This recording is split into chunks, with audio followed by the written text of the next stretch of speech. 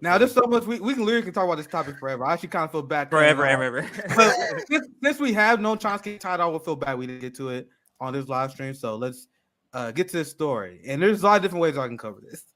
Let me lead it this way, right? So on this channel, I have my last 2 live streams pulled.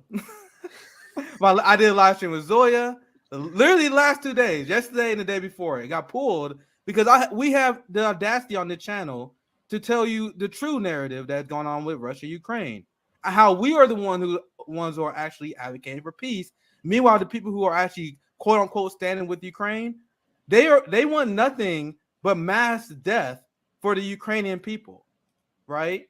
So Noam Chomsky is a guy that they promote him every 4 years, once every 4 years. When because he has ideology, he would break down the crimes of empire. He's really great at break down the crimes of the empire, but he kind of he has like this reformist belief as well. The lesser two evils, which I could actually debunk as well. Which I don't. That's why I don't understand it to my core. Because I remember Noam Chomsky told us to vote for Biden because of the climate crisis. How is that going for us? Biden is literally expanding offshore public drilling. He's fracking more. And on public land. If you want to interrupt me, feel free. I'm just presenting, but if you want to add any more, I'm adding to your point. He's expanding drilling for oil and gas on public land. So it's not just that he's expanding or allowing it. They're doing it on public land. Protected land. So please continue. So Chomsky gave an interview today. It was in I got the name of the guy. The Intercept. Yeah.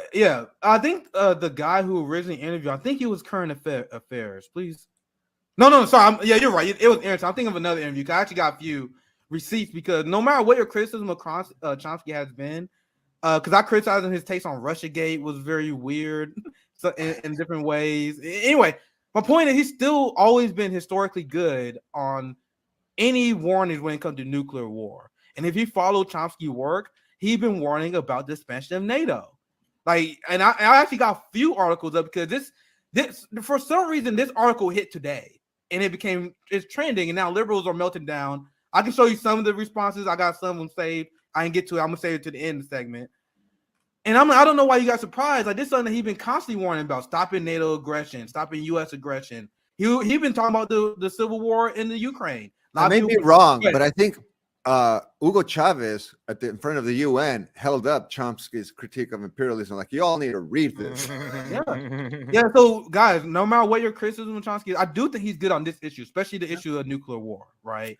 So he came out with this interview, and I think this is the most recent one.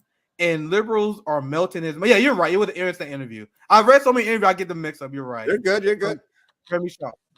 So this is Chomsky, and this is what we've been saying on the show. And Chomsky told people, why spend all your time focusing on criticizing other leaders? You need to focus on the country that you live in. Once again, that's another lesson that I first read from Chomsky. And I'm like, yeah, why the fuck would I care about anyone else when we got the most insane empire that we see in modern human history?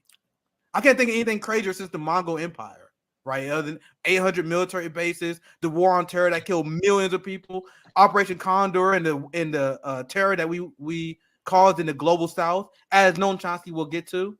So this is Chomsky's response. I have a few gems because it's actually a long article. I don't want an interview. I don't want to go through the whole thing, but there's some gems, right? And the liberal class is now saying Chomsky's canceled. He's a fucking Russian sympathizer. So Chomsky on global response to Biden calling Putin a war criminal. It takes one to know one. And this is his argument that he continued to make in these articles, right? This is what he said. This is a segment of one of the conversations that he had. Biden just announced that Putin is a war criminal, that we have to take him to war crime trials. Well, I do a lot of interviews and talks all over the world, and virtually a lot in the global South, as you mentioned earlier, Carlos. You can read it in the newspapers. And this is the difference between the international community that they want to portray in the West, in our corporate media that is largely censored, the international community is condemning Putin, right? Everyone's condemning Putin. Meanwhile, in Africa, and as Noam Chomsky points out here, in the global South, you can read in the newspaper, there's like, when they ask, what do you think about Biden's statement? Their answer is take one to know one. And this is what Chomsky lines out. He's like, he said, people in the global South don't have to be reminded. They've been at the receiving end of terror and torture. About an hour ago, I had an interview with Belgian state television. We were talking about this and probably some recent crimes like the Belgian assassination, the Congo leader Patrice. So he goes through and outlines all the crimes in the West and say, how can you be the moral high ground over this, right? And that's essentially been our argument. And then he also, in this interview, points the blame on the West, like we've been doing on this show. Because if you actually know history, you would know that the West had long since destroyed Ukrainian sovereignty when they've been picking their leaders. So, and then Chomsky, knowing what Russia is asking for, a lot of people in the West, they want to pretend that Russia want to invade Sweden and Finland. I covered that yesterday. That string was pulled. I was talking about how ridiculous it is for Sweden and Norway to join NATO to protect themselves from Russia when they already get security assurances as a member of the EU. And they never bring that up when you see media cover that story. So Chomsky brings up how peace talks in Ukraine will get nowhere if the U.S. keep refusing to join. Because Chomsky's point is, if you're actually anti-war and you want to prevent casualties in Ukraine, you need to sit down and negotiate. When that's the one that got people pissed off. Because people are like, oh, you think the Ukrainian people should just sit down and take their oppression? Compared to what the alternative? You want Ukrainian people to die for the eastward expansion of NATO? I want to pause here. I can continue, but I want to get Carlos and CJ in before I continue the story. I just want to say this out loud, that we're talking about Chomsky right now, and we're paraphrasing Chomsky's views. So y'all don't get demonetized for this one or pulled for this one. Like, we're just talking about Chomsky, YouTube. We're quoting what he said. So yeah, that's okay when you quote them, right? Yeah, exactly. Because you're quoting someone else who's saying something. You're just bringing up current events. So something to know about Chomsky is that, one of the things that I respect him for is that he's always been critical of the Zionism that's going on in Israel. He was never down with that kind of stuff back in the day when it was starting out. So he's someone that comes from those traditions and is saying, like, all forms of imperialism are bad. But one of the key things that I took away from the article when I saw it is his use of the term the global South and what it means for the world is in favor of. When you look at actually the maps of the nations that have condoned what's happening right now, most of the entire world is not colored in because they have not come out publicly to take a side. Because the global South, almost in its entirety, and you're talking about like south of the equator, outside of Australia, I think, and a couple of tiny nations, they're not getting involved in this because it's like the United States has no moral ground to judge other nations when it comes to aggression or war crimes. That's all many of these people are saying. What a lot of us are saying is like, look, we're not encouraging invasion. We're not applauding someone invading someone else. What we are criticizing is that when someone who's been a bully to everyone else is accusing someone else of being a bully. Like, wait, you're the biggest bully on the school campus. You can't call that other guy who's also a bully when you're the main bully. And as a nation, we have a long history of interfering in other nations, even self-sabotaging ourselves. And just look up the history of the USS Maine and how we got access to Guantanamo Bay in Cuba in the first place. We will allow our own nation to get a little hurt in order to engage aggressively and intervene in something like a war, right? Like, what got us into World War II? It wasn't what was happening in Europe. It was Pearl Harbor, right? So you have to pay attention to when the United States suddenly becomes the superhero nation that comes to rescue the day, right? To save the day. So the idea of the global South for Chomsky, I think, is really intelligently used in this interview, because there's a quote, and I'm looking at the same article you were, Nick, the quote that I couldn't stop laughing when I read it. It's like, it's interesting to look at the reaction to all of this in the more civilized part of the world the global south. So here's Chomsky saying that like the more civilized part of the entire planet lies in South America, Africa, and the continents that you want to continually ignore, because they're not championing what's happening right now, because they're like, you did that to us. If you're Chile, you're like, you guys assassinated our president because he was a democratically elected communist. Look at what Chomsky said. I'm gonna show you just some quick reaction. There's so many guys literally just go on shit-lived Twitter. They are melting down about Chomsky. But this is kind of what he's saying. Look at the language that Chomsky used. We're a rogue state, the leading rogue state by a huge dimension. Nobody's even close. Chomsky said of the United States.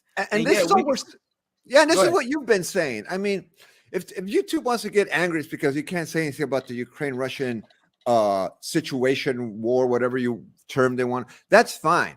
But we can still talk about the United States and its own history and why the United States has no role right now in being the moral loudspeaker for what should or should not be done in Europe right now. First of all, let Europe handle this.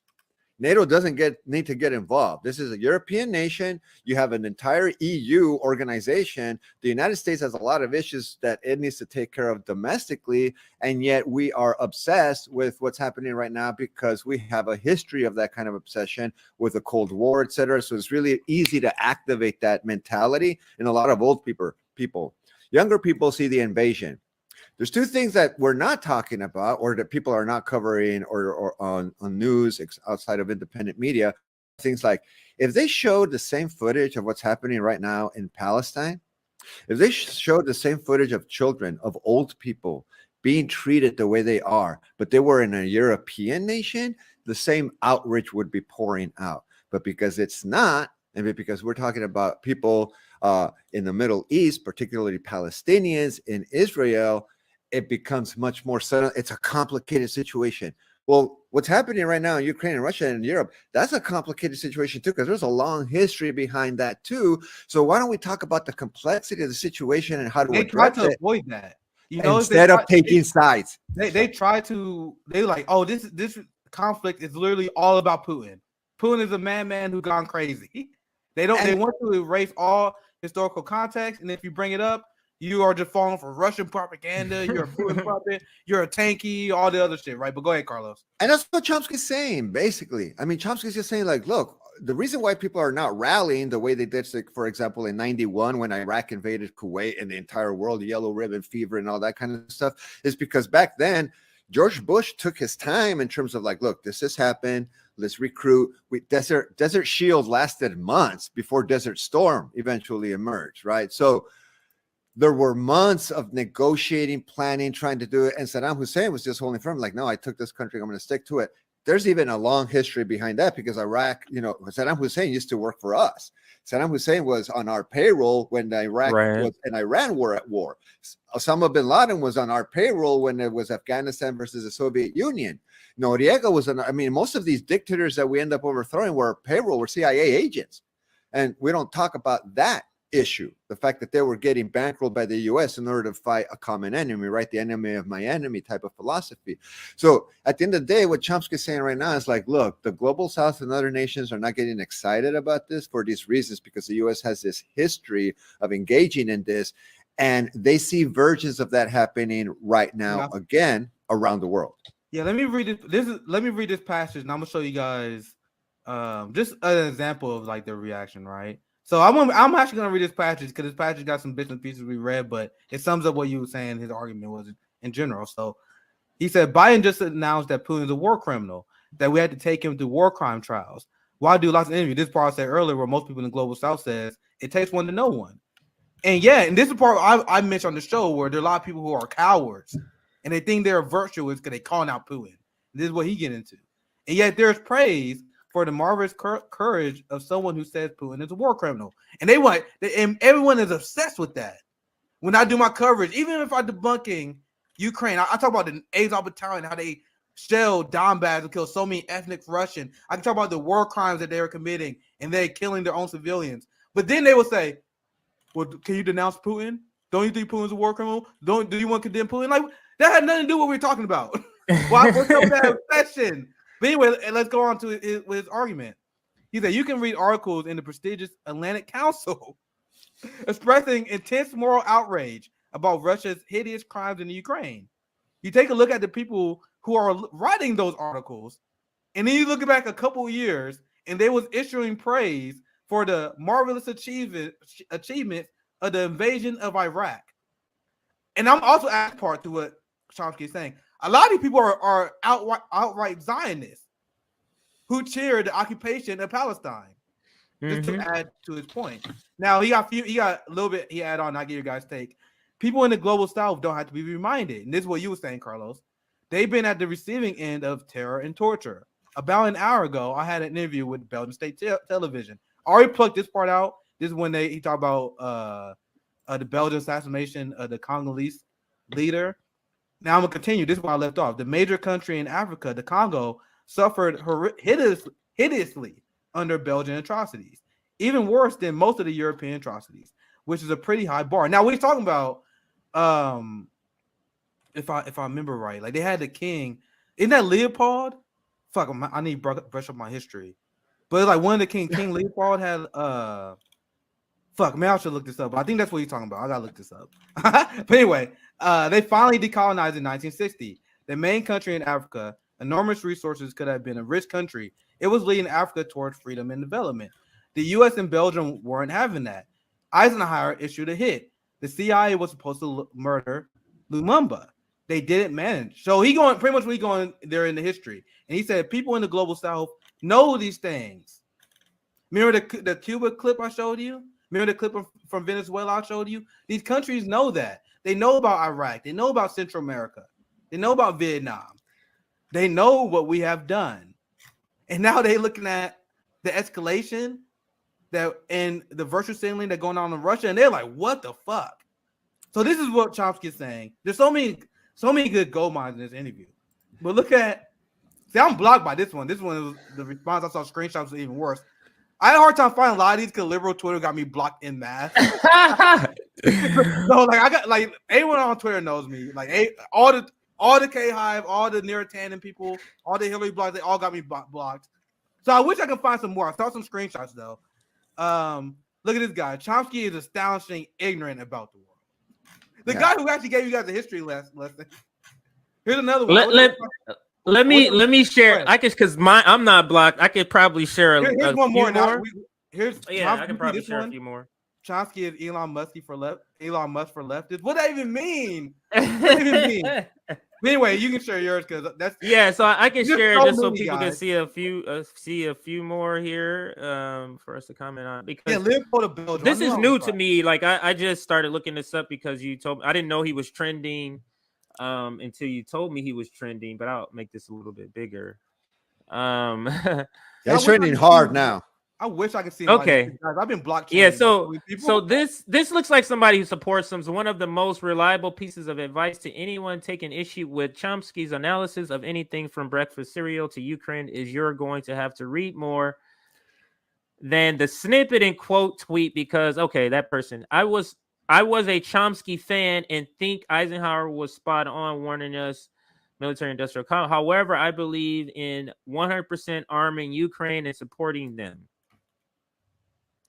Anti-imperialist Chomsky suddenly became a realist when it's about Russia. I don't even know what that means. This one I don't see. I don't know what they're talking about on that one. And then there's yours, Nick.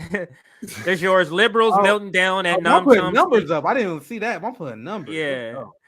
Noam Chomsky for simply saying maybe we shouldn't sacrifice Ukrainians for the geopolitical ambitions of NATO and the U.S.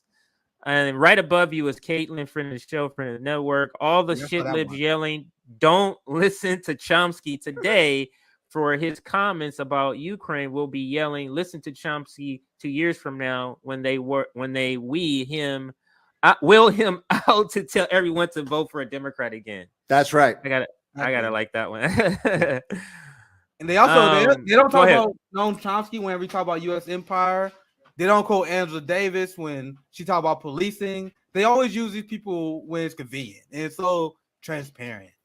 But go ahead. And one of the things that's really frustrating to me personally, and I'm sure you're both knowledgeable about this, but it's part of what this country does culturally. Going back to CJ's point, like our relationship to history is completely fucked in this country. Like we don't teach history anymore, which is why CRT is such a big deal, right? The critical race theory wants to teach like a more accurate narrative about what American history is, and they're against that. We just left Afghanistan, which we occupy, right? And at the end of the day, we left Afghanistan in really bad shape. There are war crimes that we committed in Afghanistan. Abu Ghraib is still like just a couple of decades ago. Those were war crimes. So we're a war crime nation, and yet how come it's not okay to hold ourselves accountable before? I mean, a lot of people associate themselves with religion, right? So a lot of people are Christian. Man, people be throwing rocks like crazy right now. Mm-hmm. And it's like, so I guess you're without sin, right?